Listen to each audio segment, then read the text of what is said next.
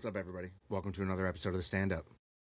First of all, I've been sitting here for the last 7 hours and I have to go to the bathroom super bad. So we'll keep this one short. You know, something that comes to mind while I sit here all day, every day, creating content and thinking about how to increase our surface area for luck, as I hope to one day be credited with the quote. I think about what it was like to build a business decades ago. And so you know my story, come from multiple generations of entrepreneurship. I often think very fondly, and we talk about him all the time, honestly, which is my grandfather's perspective in building businesses, and particularly around his experience in marketing and advertising. I find it very interesting that in 2026, the ability to own your narrative and create your content and try and figure out how to reach the audience or customer or conversation is so far past what was possible for my grandfather.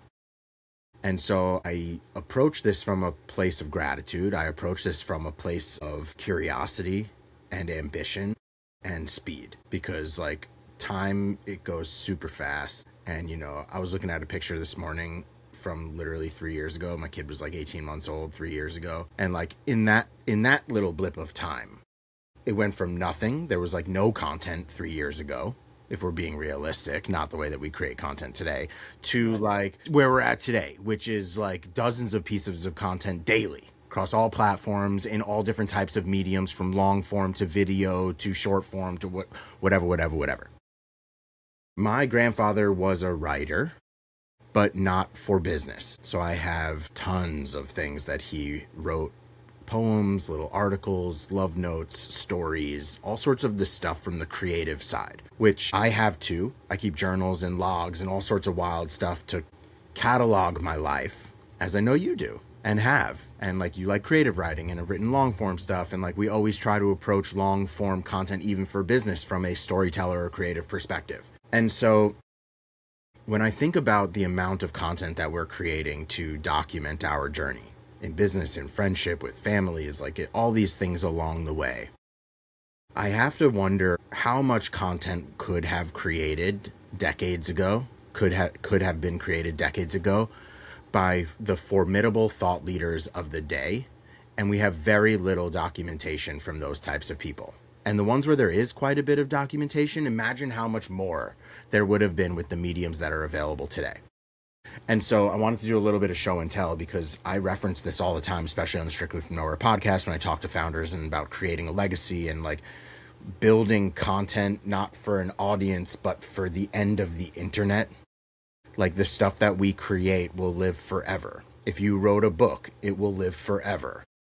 And so my grandfather wrote exactly one book, and it was his dissertation, if you can read this, his dissertation from Brooklyn College, going for his MBA. What's interesting to me is that the title of this is Executive Training Programs in Advertising Agencies. I've talked to you about this before, but it's 150 pages, 200 pages, 150-ish pages, and that's all I got. This is everything.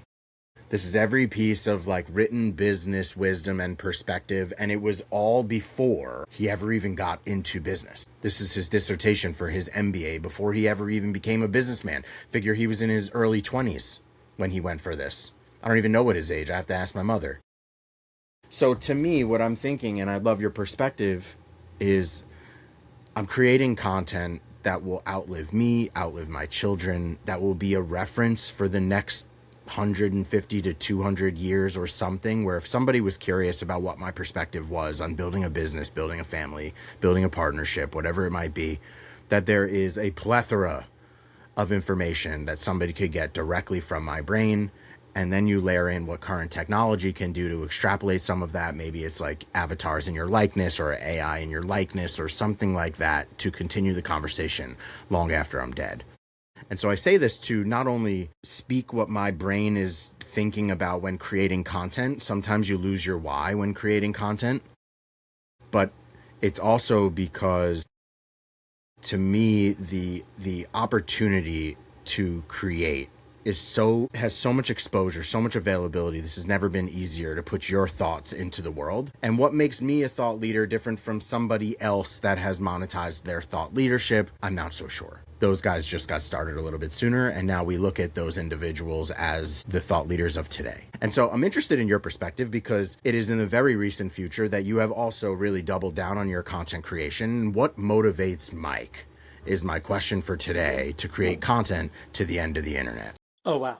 All right. Well, I think you bring up an interesting point about the end of the internet. I think it's what I think is interesting is you have this book that your grandfather wrote that if you read it and someone didn't tell you your grandfather wrote it, it would just be some random book, It would right? mean nothing.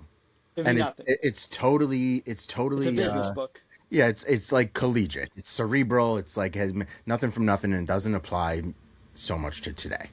What I like about the video medium specifically though is I kind of picture that like my great grandkids could watch these one day. And what I'm trying to do, what's motivated me recently is aside from the idea that I want my business to be successful and I'm realizing social media is required, I'm also realizing that the things that I had always, let's take a step back. When I had left kind of my previous, customer service type jobs, one thing that always bothered me about that and why I picked up programming and I wanted a hard skill was I was like, oh, it's the one thing that they can't take away from me is my skill. AI has made that like less true. AI has made that much less true. But I'm a high agency person, right? So some people are like lamenting this. I've fucking been here before. Like I've been worthless before. I'm not afraid of it again. What's the thing? Well, it's this show. It's my thoughts around doing the real thing, my human experience. And yes, an AI can fake that, but it can't have that because it's not human. It has not really lived these things.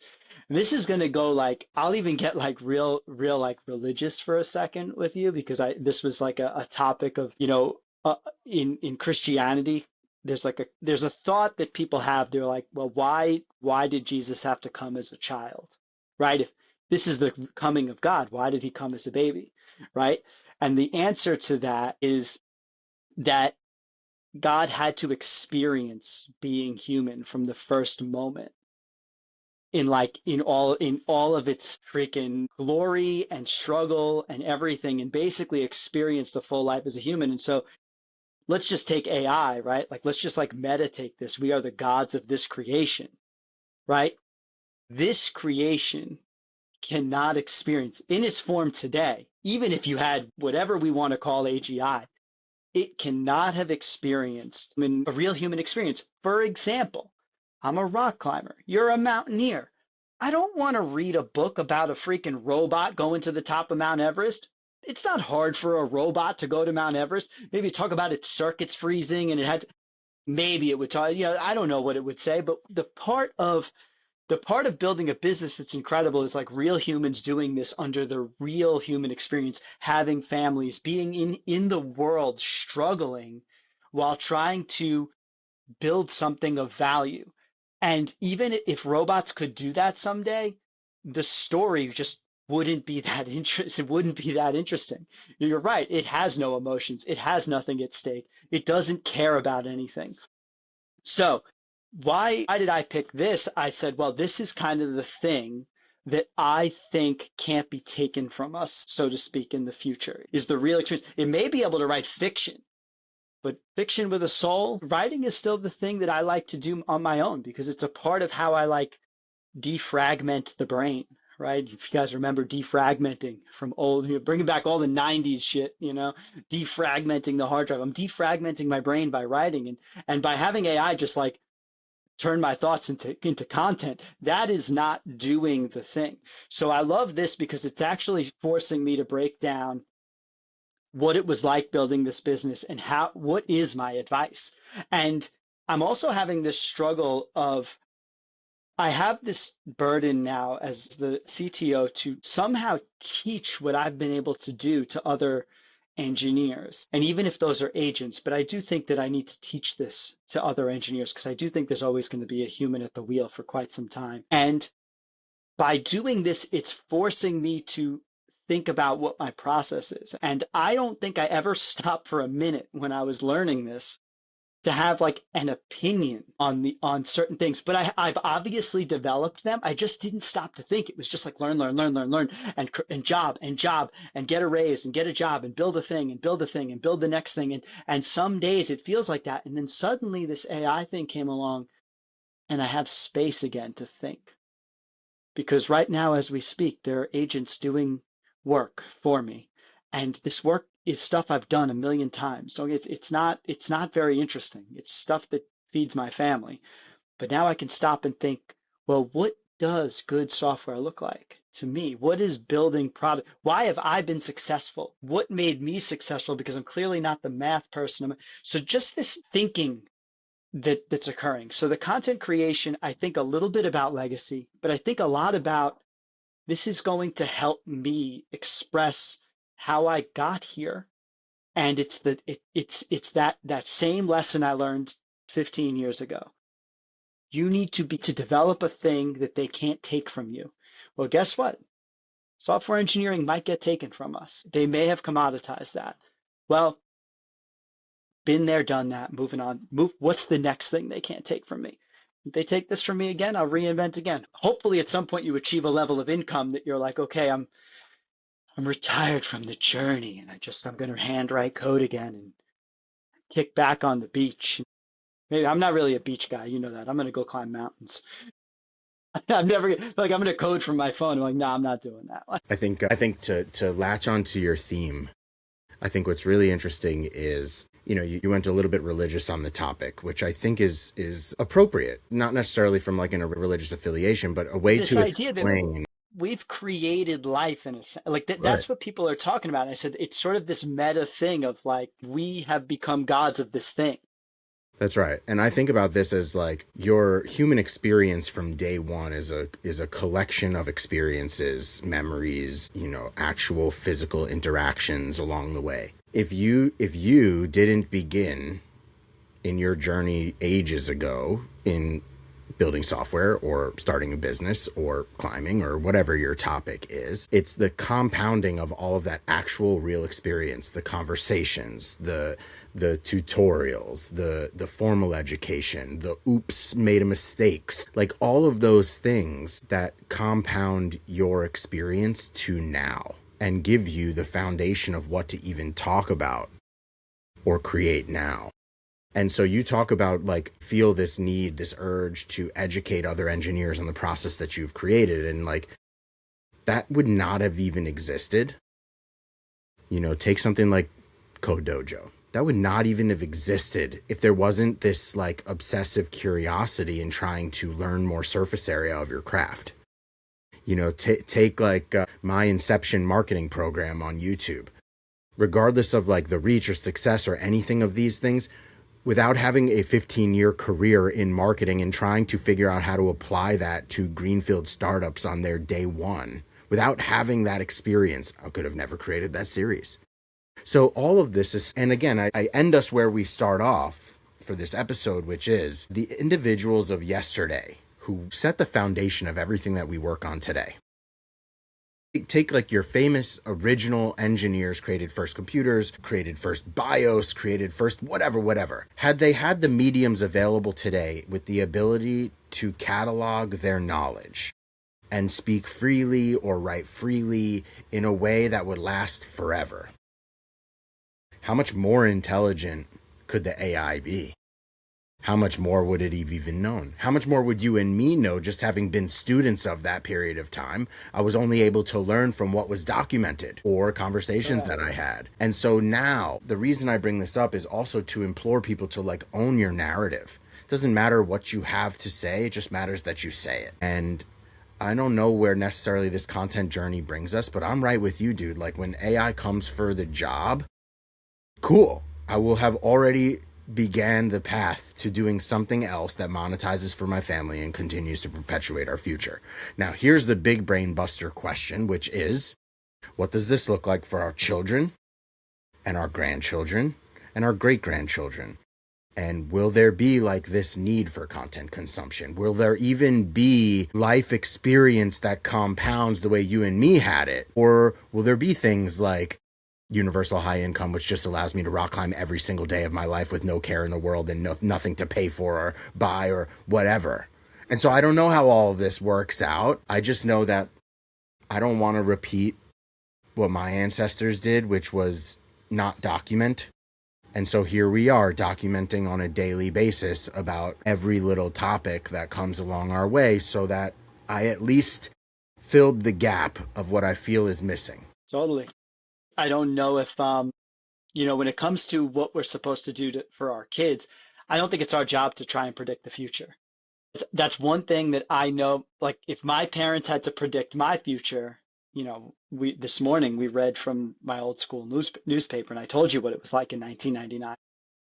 I've told you, like, they did not think being a photographer was a thing. Now it's one of the biggest things, right? Like, what I do today was not even fathomable to them. Even in like the 90s, early 2000s, I don't know if you remember, but there was this generalized idea that there were too many programmers, that like you weren't going to be able to make a living as a programmer. It wasn't until like, and then the internet came and it like exploded, and then suddenly it was like we need more engineers than ever. But like there was this moment when like computer science wasn't viewed as a thing, and there was a post I saw online by it was on Twitter or something, but they referenced this specifically in like that in the 90s, 2000s, that there was like this little bit of a dip. And so that's why I say you can't predict the future. I don't know what my kids are going to do. Do I think there's going to be UHA? No, I think they're going to be laughing at us that we thought it was the end of work, because there will be work. If there's one thing I can tell you right now, and I can guarantee you, is there will be work. What I worry about the most, to be honest, is will there be war?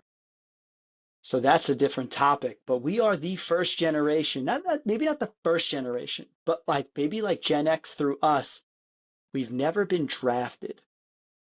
And like our grandparents were, people are like, oh, they fought wars. No, they were drafted. World War One, World War Two, No Vietnam, option. Korea, That's right. forced. And actually a lot of men at that time were in the military, just as like a general, like that's what you did. I worry about that for sure, because these are the kinds of things that is as abundant and amazing as life can be. Us humans can screw the whole thing up. So I think about that when I'm kind of like the future, and again, another topic for another day. There was a book I read about why someone went into politics or writing about politics, and they said that science is awesome, tech is awesome, this is awesome, but politics is what allows all of that to happen.